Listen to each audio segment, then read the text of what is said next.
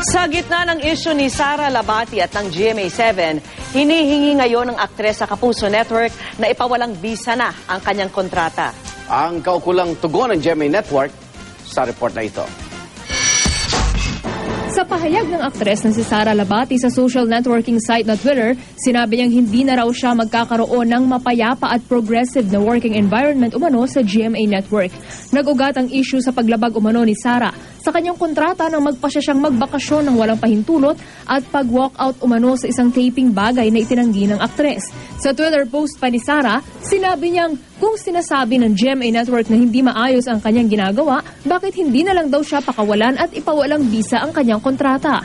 Sa isang statement, sinabi ng GMA na malaki ang naging investment ng network kay Sara bilang isang homegrown talent. Itinuturing nga raw itong isa sa mga priority stars ng GMA. Hindi raw hahayaan ng network na basta na lang talikuran ni Sara ang kanyang kontrata.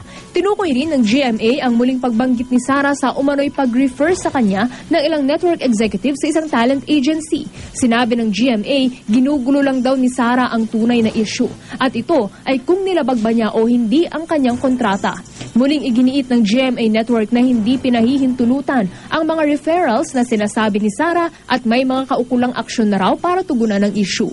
Sinubukan kuna ng GMA News ng pahayag si Sara pero hindi po ito tumutugon sa aming kahilingan para sa isang panayam. Para sa saksi, Trisha Zafra, nag-uulat.